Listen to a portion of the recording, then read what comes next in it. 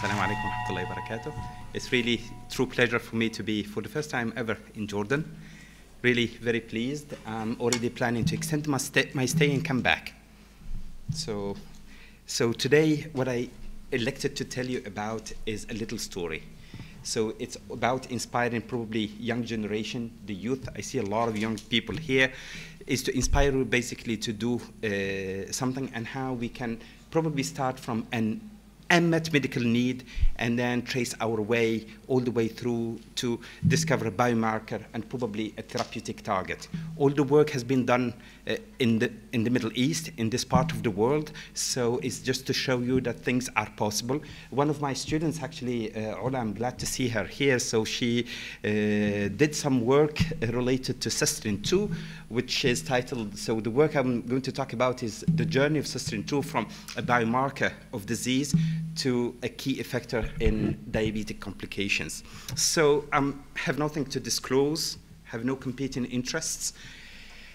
I won't lecture you about obesity. Obviously, I was taking vitamin supplements recently, and I'm taking them during the night thanks to Doctora. I will start taking them 30 minutes before breakfast now. So obesity is now reaching really alarming levels. And of particular interest to our region, North Africa and the Middle East, the MENA region, levels are attaining really very high levels. If I take the example of the state of Qatar, where I'm based at the moment, you can see that between 2003 and 2015, we had roughly half of the population was obese already in 2003. We have now 2/3 of women and men, adult women and men, are already obese in the state of Qatar alone. And you can translate that to many, many countries in the region. This comes at the cost of many pathologies that are associated with obesity, such as metabolic syndrome, type 2 diabetes, of course, cardiovascular disease, and certain forms of cancer. Today, the focus will be obviously type 2 diabetes.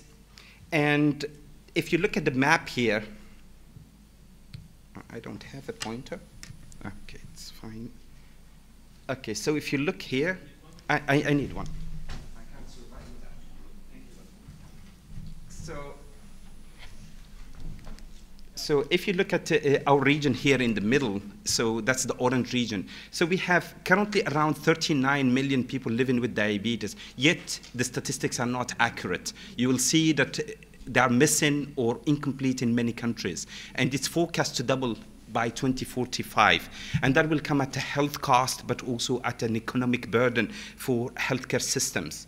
And this also is associated with the prevalence of complications, including heart attack, stroke. If I tell you, for example, Ola worked on stroke and Sestrin 2, in the state of Qatar, we have the average age for the first stroke attack is 55 years old, 55. Only 55. While in the United States or in Europe, that's probably close to 75, 79 years old.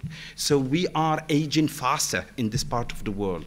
So it's very important to understand why and how these complications are developed, and also to predict them as early as possible so we can initiate additional measures, adjust the therapy if therapy is in place, or put in place some lifestyle changes. So diabetic nephropathy is one of the major complications associated with diabetes. We call it diabetic kidney disease or diabetic nephropathy, which is a syndrome. It's an association of several dysfunctions, mainly manifesting through persistent albuminuria. Basically, we find proteins in urine. We should find a little bit, but not too much. So if we find too much, that means that the kidneys are not functioning very well, and we start witnessing nephropathy, high blood pressure, and a decline in the capacity of the kidneys to filter blood, and also a increased risk of mortality and morbidity from cardiovascular disease. Around 40% of patients, type 1, type 2 diabetes, will develop at some point of their life a diabetic nephropathy. That's really very worrying, but at the same time, it tells you, think a little bit, why 60% wouldn't develop it and why the 40% would develop it. And if we look here at the number one cause in our region, you will see that in some countries, and again, statistics are not very strong. So, for example, in certain countries, it's number one cause of renal failure. In some other countries, it's the second cause. Overall, it's a major driver. Diabetes is a major driver for renal failure. And renal failure is a very, very grave situation because it necessitates dialysis, which is costly, very complicated to put in place. It reduces the quality of life of the patient. And in many situations, it requires transplant, which is not readily available, complicated, and you cannot afford it because it is very expensive. And usually in pharmacoeconomics, we consider it as the burden, I would say, level of burden that we would not like to reach in any healthcare system. Mortality is also an issue. So look here, 4.1% is the risk of mortality with diabetes alone. If you have diabetes and kidney disease, it goes up to 47%. Mortality risk increases 10 times. Just by having diabetes and kidney disease together, you kind of multiply the risk of mortality 10 times. It's a very progressive disease. You can see it goes by, so it goes, you know, up to 10 years from the onset of diabetes, we don't have really clinical manifestation. It's only after 10 years that we start having small amounts of proteins that are found in the urine. And then after 15 to 25 years, we start having really severe kidney disease or nephropathy, which can then evolve to go to end-stage renal failure disease, which is really the disease that requires dialysis. And if you see here how it manifests by changes in the structure and the function of the nephrons or the tubules in the kidney. So here you have a normal kidney structure with these tubules perfectly round, and we see here fibrosis, telayuf. It's kind of buildup of proteins in the matrix, extracellular matrix, that then will kind of squeeze these tubules and modify their structure, but also their function, and then cause them to decline.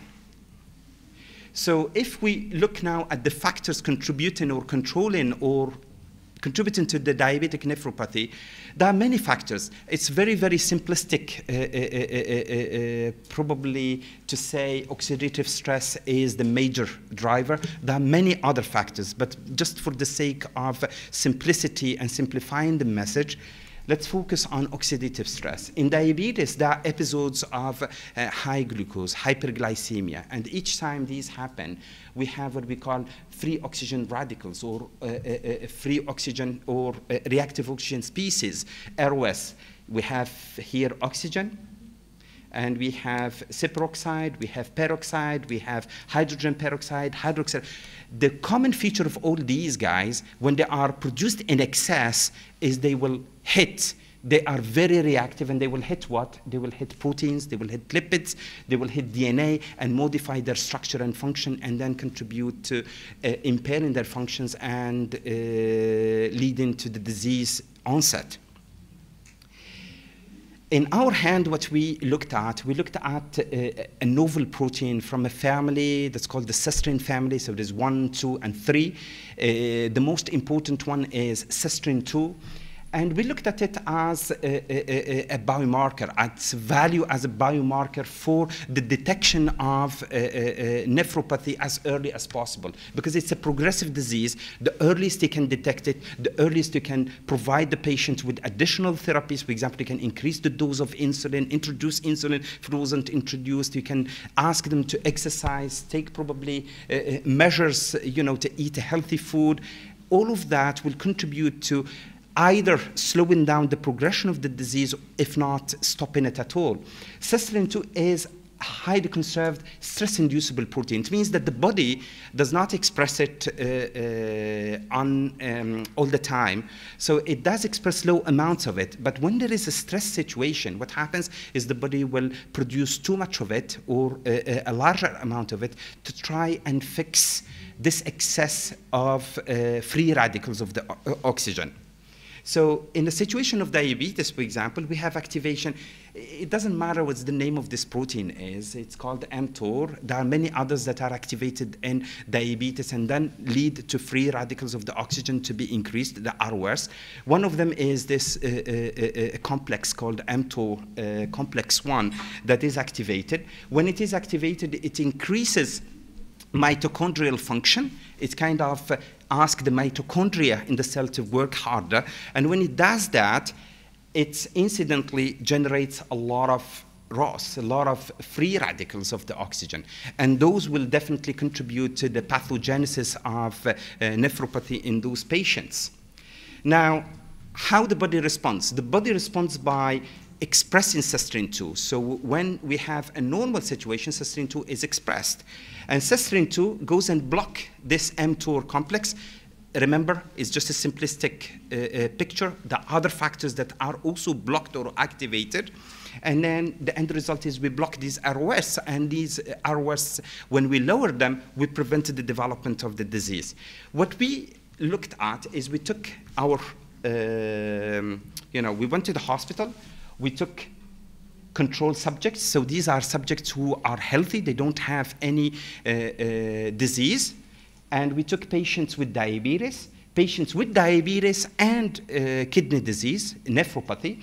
And then we looked at the levels of Sestrin 2 in urine, but also we looked at one of these oxygen-free radicals, hydrogen peroxide, in urine. And you can see it is really a ladder going down for Sestrin 2. In parallel, oxidative stress is going up. So our patients with diabetes have lower levels of Sestrin 2 compared to controls, while the diabetic patients with nephropathy have even lower levels.